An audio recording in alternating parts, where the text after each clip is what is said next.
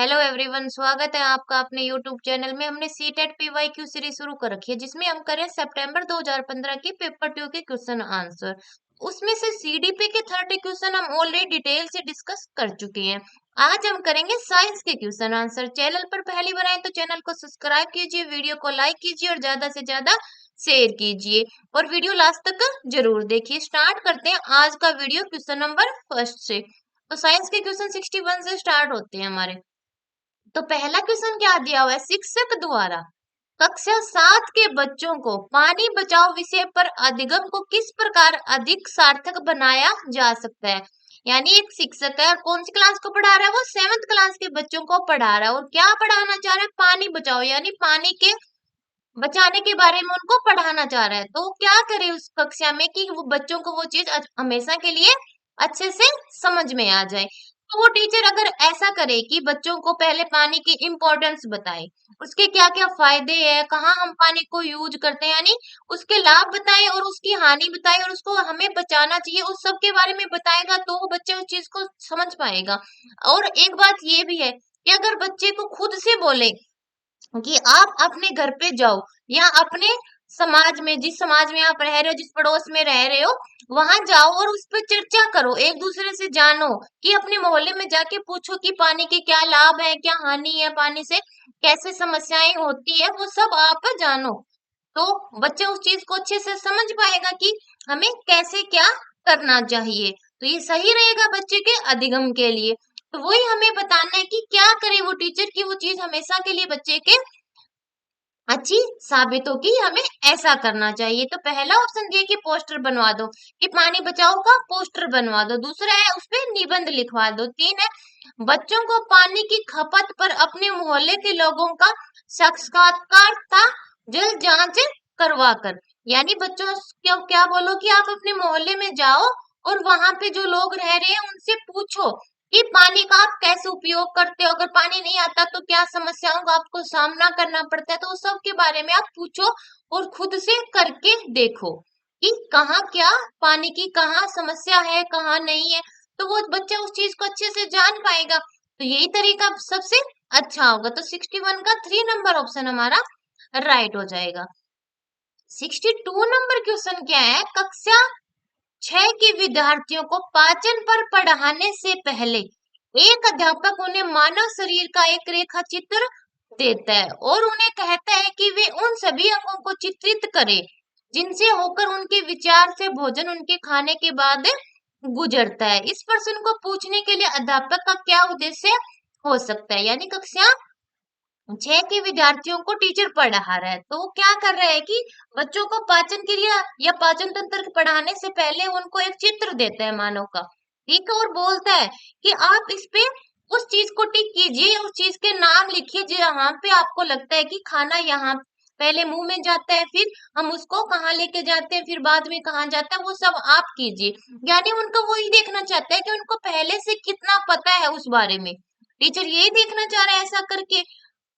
अगर उनको नहीं पता है तो वो बताएगा, अगर पता है तो उसको या तो ठीक है उसके जो पूर्व ज्ञान है उसमें अपने जो नया ज्ञान है उसको जोड़ देगा, उसमें कोई संशोधन की जरूरत है तो वो संशोधन कर देगा उसमें। तो ये जानने के लिए टीचर उनको ऐसा करने के लिए बोल रहा है, तो क्या उनका पूर्व ज्ञान जानना चाह रहा है टीचर। तो पहला ऑप्शन क्या दिया है, विद्यार्थियों की रेखा चित्र बनाने की कला को परखना, क्योंकि जीवन विज्ञान में रेखा चित्र बनाना एक महत्वपूर्ण कौशल है। दूसरा पाचन तंत्र के बारे में विद्यार्थियों की समझ को समझना और तदनुसार उनका श्रेणीकरण करना। तीन है मानव शरीर और पाचन के बारे में विद्यार्थियों के पूर्व विचारों की पड़ताल करना ताकि भावी शिक्षण अधिगम स्तर को तदनुसार नियोजित किया जा सके। तो यही बात जानना चाह रहा टीचर कि उनको कितना पता है, अगर पता है तो यह सही है या गलत पता है। अगर नहीं सही पता है तो ठीक है उसमें वो अपना नया ज्ञान जोड़ देगा, अगर नहीं पता है यानी गलत पता है तो उसको संशोधित कर देगा। यही जानने के लिए टीचर कोशिश कर रहा है, तो ये इसमें राइट हो जाएगा। 62 का 3 नंबर ऑप्शन राइट हो जाएगा। 63 नंबर क्वेश्चन क्या दिया, कक्षा 7 की एक अवधारणा धुआं ऊपर क्यों उठता है पर प्रभावशाली चर्चा के लिए एक विज्ञान शिक्षक को क्या करना चाहिए। ये हमसे पूछा है। तो पहला, चर्चा के दौरान कम प्रश्न पूछने चाहिए। दूसरा है बच्चों को एक समान मंच देना चाहिए। तीसरा है बच्चों की रुचि बनाए रखने के लिए उनकी प्रतिक्रियाओं को स्वीकारना चाहिए। चार है चर्चा के अंत में बच्चों के विचारों का सारांश करते हुए आकलन करना चाहिए। ये इसमें चार कथन दिए गए, तो देखना है कौन सा इस जो चर्चा का विषय रखा है कि धुआं ऊपर क्यों उड़ता है, जो चर्चा का विषय है इस पे कौन से कथन सही बैठते हैं। आपको पता है कि वायु गर्म होकर फैलती है, फैलेगी तो वो हल्की हो जाएगी, पास पास में होते हैं तो वो भारी होते हैं, दूर हो जाएंगे तो हल्के हो जाएंगे, हल्की चीजें ऊपर उड़ती है, तो ये इसमें रीजन है धुआं ऊपर उठने का। तो वो पूछे कि एक चर्चा का विषय है, इसमें विद्यार्थी जितने ज्यादा क्वेश्चन पूछेगा उतना सही रहेगा, वो चीज उस चीज को समझ पाएगा। कम क्वेश्चन पूछने वाला तो गलत हो गया, ज्यादा पर्सन यानी जितना हो सके विद्यार्थी उससे क्वेश्चन करेगा तो वो सही रहेगा, तो ये तो गलत हो। बच्चों को एक समान मंच देना, हाँ ये सही है कि सब बच्चों को बराबर अवसर देना। हमें ऐसा नहीं है कि जो बच्चा क्लास में अच्छी परफॉर्मेंस दे रहा है उसी को हम अवसर दे रहे हैं, बाकियों को नहीं दे रहे, नहीं सबको समान अवसर देना है हमें। तीसरा क्या है, बच्चों की रुचि बनाए रखने के लिए उनकी प्रतिक्रियाओं को स्वीकारना, ये भी सही है कि बच्चा कैसे बोल रहा है, उसने क्या प्रतिक्रिया की है, जो हमने चर्चा का विषय रखा है उस पे, तो वो बताएगा बच्चा कि हाँ ऐसे होता है, तो उनकी बात को हमें स्वीकार भी करना है कि हाँ ठीक है आपने ऐसे बताया, तो ये सही है। चार के चर्चा के अंत में बच्चों के विचारों का सारांश करते हुए आकलन करना, यानी फिर बाद में सबसे लास्ट में क्या करना है, आकलन भी करना है हमें कि किस बच्चे को ये चीज समझ में आई और किसको समझ में नहीं आई। तो क्या हो जाएगा इस ऑप्शन क्वेश्चन में हमारे 63 में बी भी ठीक है, सी भी ठीक है और डी भी ठीक है, तो ऐसा ऑप्शन सिर्फ 2 है जिसमें बी सी डी तीनों दिए हुए हैं हमें, तो यही हो जाएगा 63 का 2 नंबर ऑप्शन हमारा राइट हो जाएगा। 64 नंबर क्वेश्चन क्या है, आपके पास दो परखनलियां ए और बी है। परखनली ए में हल्दी का पेस्ट भरा है जबकि परखनली बी में फिनोफ्थेलिन का जलीय विलयन भरा है। इन दोनों परखनलियों में तनु हाइड्रोक्लोरिक अम्ल की कुछ बूंदें डालने पर इनमें भरे पदार्थ प्रतीत होंगे। ये हमें बताना है कि दो परखनलियां हमारे पास में ए और बी, ए में क्या भरा है, हल्दी का पेस्ट भरा है, ठीक है ये, और दूसरी में बी में क्या है, फिनोफ्थेलिन, फिनोफ्थेलिन को हम अम्ल और छाल के परीक्षण में उपयोग करते हैं कि हमें पता चले कि ये अम्ल है ये क्षार है। फिनोफ्थेलिन अम्ल के साथ कैसी क्रिया करेगा, रंगहीन हो जाएगा उसमें, और क्षार के साथ गुलाबी रंग देता है फिनोफ्थेलिन, तो ये बात सही है इसमें। तो क्या है कि फिनोफ्थेलिन भी एक परख नली में, दूसरी में हल्दी का पेस्ट, फिर उसमें क्या डालते हैं, तनु हाइड्रोक्लोरिक अम्ल डालते हैं यानी HCl डालते हैं, तो ये एक अम्ल है। तो अम्ल हल्दी के पेस्ट के साथ कोई क्रिया नहीं करेगा, जैसा उसका कलर था पीला वैसा ही रहेगा। अगर इसमें क्या डालते हम, क्षार डालते हल्दी वाले पेस्ट में, कोई NaOH वगैरह कोई भी क्षार डालते तो ये क्रिया करता है, इसका रंग लाल हो जाता हल्दी का पेस्ट। पर अम्ल डाला है तो ये कोई क्रिया नहीं करेगा, जैसा था वैसा ही रहेगा, ए में पीला ही रहेगा क्योंकि हल्दी का पेस्ट पीला होता है, और जो फिनोफ्थेलिन है ये अम्ल के साथ क्रिया रंगहीन हो जाएगा, तो ये बी वाली परखनली रंगहीन रहेगी और ए में पीला ही रहेगा। तो ऐसा ऑप्शन देखिए कौन सा इसमें, ए में पीला रहेगा जबकि बी में गुलाबी, गुलाबी नहीं होगा, NaOH के साथ क्रिया करता तो गुलाबी होता, पर इसमें HCl डाला है तो नहीं होगा, रंगहीन होगा। ए में पीला रहेगा जबकि बी में रंगीन रहेगा, हाँ ये सही है। तो 64 का 2 नंबर ऑप्शन हमारा राइट हो जाएगा। 65 नंबर क्वेश्चन क्या है, अनीता परख नली में सोडियम हाइड्रोक्साइड का ताजा विलयन तैयार करती है, वह उसमें एल्यूमिनियम की पन्नी का एक छोटा सा टुकड़ा डालती है और माचिस की जलती हुई तीली परख नली के मुंह के पास लाती है, वह पॉप की आवाज सुनती है, पॉप की आवाज ब्लैंक की उपस्थिति की ओर संकेत करती है, यानी अनीता परख नली में क्या लेती है, सोडियम हाइड्रोक्साइड NaOH और लेती है वो, फिर उसमें एक एल्यूमिनियम की पन्नी डाल देती है और फिर क्या करती है वो, उस प्रखनली के पास जलती हुई माचिस की तिल्ली लेके जाती है, तो क्या सुनती है वो, एक पोप की आवाज सुनती है। पोप की आवाज क्यों सुनती है, क्योंकि हाइड्रोजन गैस जब जलती है तो वो उससे पोप की आवाज आती है, ये इसका रीजन है, क्योंकि NaOH है, ये क्या है, सोडियम हाइड्रोक्साइड, एल्यूमिनियम की पन्नी भी डाल दी, तो जो हाइड्रोजन गैस निकलेगी वो जलते टाइम किसकी आवाज करेगी, पोप की आवाज करेगी। तो क्या आ जाएगा 65 का हमारा 3 नंबर ऑप्शन राइट हो जाएगा कि जो पोप की आवाज आई है वो हाइड्रोजन गैस की उपस्थिति बता रही है हमें। तो 65 का 3 नंबर ऑप्शन राइट हो जाएगा। 66 नंबर क्वेश्चन क्या है, जब जल तरल से गैसीय चरण में रूपांतरित होगा तब निम्नलिखित में से कौन सा एक बदलाव होगा। इसमें स्टेज के बारे में पूछा है। 3 स्टेज होती है, आपको पता है, ठोस, द्रव और गैस। ठीक है, तो इसमें क्या कहा है, जब जल, तो जल द्रव अवस्था होगी, गैस में बदलेगा तो क्या होगा, यानी वहां बनेगी जब जल से, तब क्या होगा, जो अणु है ठोस में सबसे इनकी जो दूरी होती है ठोस में वो सबसे कम होती है, यानी एक दूसरे से बिल्कुल पास पास में होते हैं ठोस में। द्रव में जो दूरी है वो थोड़ी ठोस की अपेक्षा ज्यादा हो जाती है, पर गैस में बहुत ज्यादा हो जाती है। ये एक इनका द्रव गैस में डिफरेंस है कि ठोस में क्या होता है, द्रव में क्या होता है और गैस में क्या होता है। यानी जो इस इनके जो अणु है ठोस के वो बिल्कुल पास में होते हैं, द्रव में थोड़े दूर होते हैं, यानी इनकी दूरी थोड़ी होती है। गैस में बहुत ज्यादा दूरी होती है इनके अणुओं में, गैस के अणुओं में। तो यही एक बदलाव होगा कि द्रव से जैसे ही गैस में जाएगा तो कणों के बीच की जो दूरी है वो ज्यादा हो जाएगी। बाकी संरचना तो वही रहेगी, पानी, यानी यहाँ पे भी पानी था जो बर्फ लेते हैं, फिर द्रव जल बन जाता है, फिर भाप बन जाती है, तो है तो वाटर ही वो। संरचना में तो कोई परिवर्तन नहीं हुआ। तो वही हमें बताना है कि और क्या परिवर्तन होगा, तो कणों के बीच की दूरी बढ़ जाएगी। तो ऐसा ऑप्शन देखिए, पहला है कणों के आकार में बदलाव होगा, दूसरा है कणों की संरचना में बदलाव होगा, तीसरा है कणों की दूरी में बदलाव होगा, कणों के रंग में बदलाव होगा। तो 3 नंबर ऑप्शन देखिए, कणों की दूरी में बदलाव होगा। तो 66 का 3 नंबर ऑप्शन हमारा राइट हो जाएगा। 67 नंबर क्वेश्चन क्या दिया हुआ है, नेक्स्ट क्वेश्चन क्या है, नेक्स्ट क्वेश्चन है निम्नलिखित में से किस ईंधन का उष्मीयमान सबसे अधिक होता है, वो हमें बताना है कि कौन सा ईंधन जलते टाइम सबसे ज्यादा ऊष्मा देता है। तो ऑप्शन क्या दिया, कोयला, पेट्रोल, डीजल और हाइड्रोजन। तो कोयले का उष्मीयमान कितना होता है, 25 से 33,000 किलो जूल पर ग्राम होता है। पेट्रोल का कितना होता है, 45,000 किलो जूल पर ग्राम होता है। और डीजल का होता है जैसे पेट्रोल का है उसके आसपास ही होता है डीजल और पेट्रोल का। और सबसे ज्यादा किसका होता है, हाइड्रोजन का होता है, 1,550,000 किलो जूल पर ग्राम होता है हाइड्रोजन का। तो सबसे ज्यादा ही बताना है कि किसका सबसे ज्यादा होता है उसमें मान या कैलोरी वैल्यू। तो कौन किसका आएगा, हाइड्रोजन का हो जाएगा। 67 का 4 नंबर ऑप्शन हमारा राइट हो जाएगा।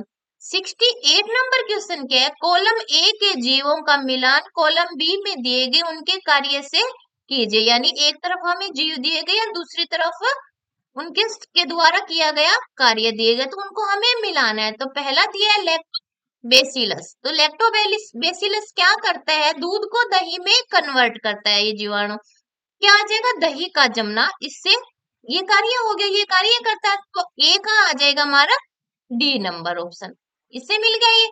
प्रोटोजोआ किसके लिए जिम्मेदार होता है, मलेरिया के लिए। तो क्या होता है, प्रोटोजोआ सी से मिल गया, मलेरिया से।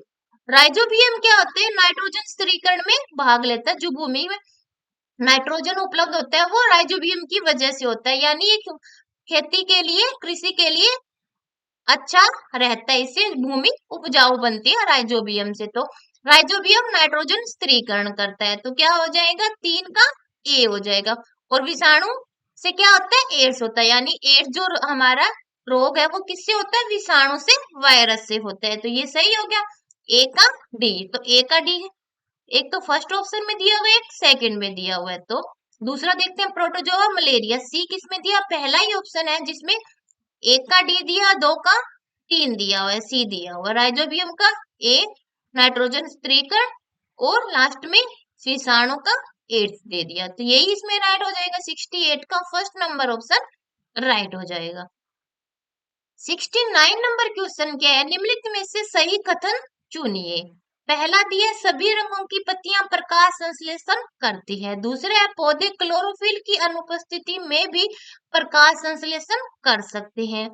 3 है केवल हरी पत्तियां वाले पौधे ही प्रकाश संश्लेषण करते हैं। 4 है केवल पत्तियों में ही प्रकाश संश्लेषण होता है। तो कौन सा ऑप्शन आपको सही लग रहा है इस क्वेश्चन में? तो देखिए, पत्तियों में का जो हरा रंग होता है वो क्लोरोफिल की वजह से होता है, ठीक है, और पत्तियां प्रकाश संश्लेषण करती है, ठीक है।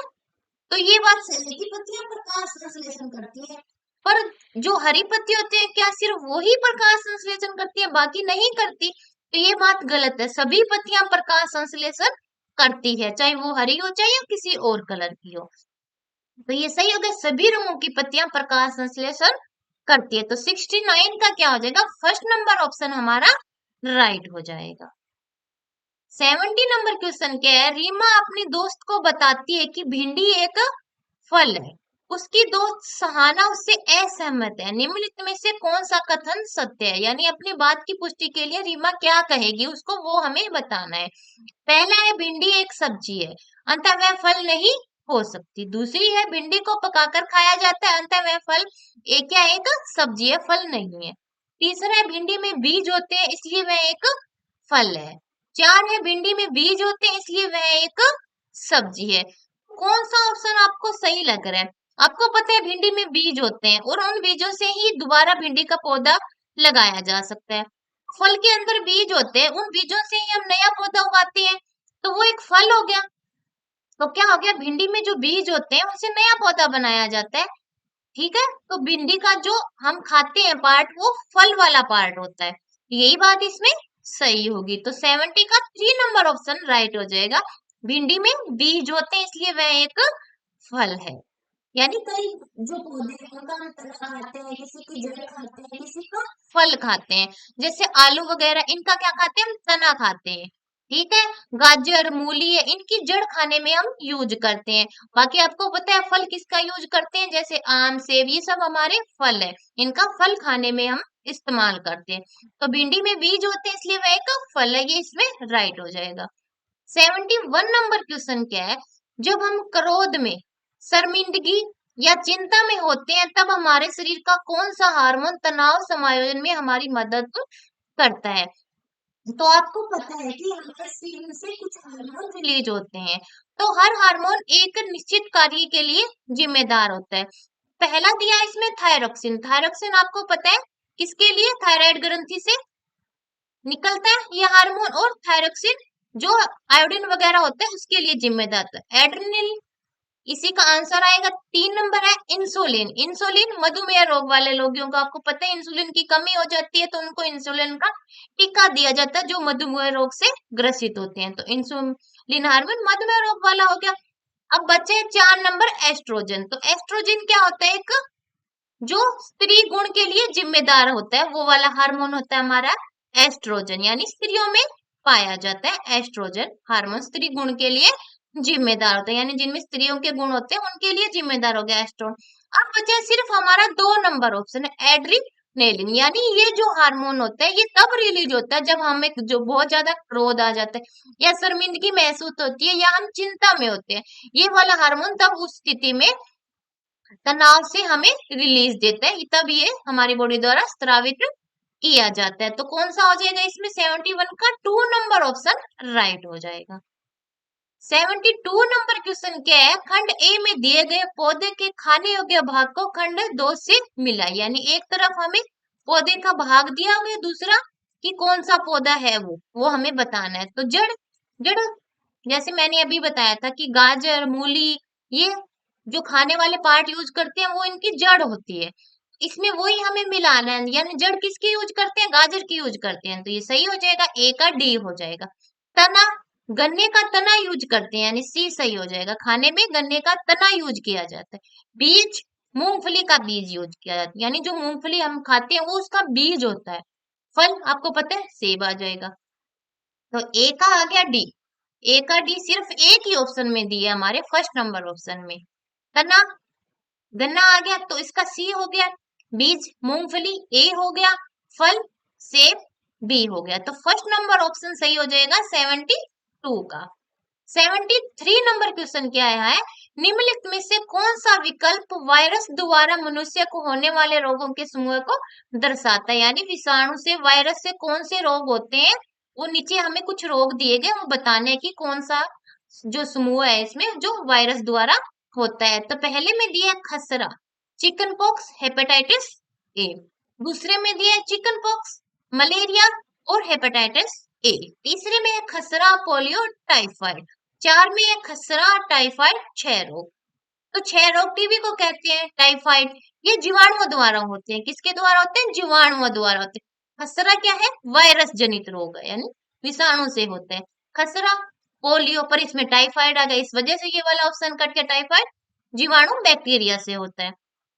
चिकन पॉक्स, मलेरिया, हेपेटाइटिस ये मलेरिया की वजह से कट गया, क्योंकि मलेरिया प्रोटोजोआ से होता है, विषाणु से नहीं होता। तो पहला ही ऑप्शन इस ऐसा है जिसमें तीनों जो हमें रोग दिए हैं वो वायरस से होते हैं, खसरा भी, चिकन पॉक्स भी और हेपेटाइटिस ए भी। तो ये इसमें राइट हो जाएगा, 73 का फर्स्ट नंबर ऑप्शन राइट हो जाएगा।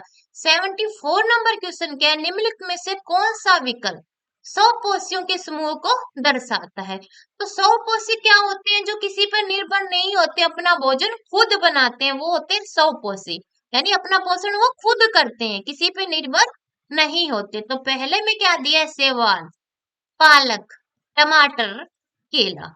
दूसरा है सेवाल, अमरबेल को क्या बोलते हैं? आकाश बेल भी बोलते हैं, केला और आम।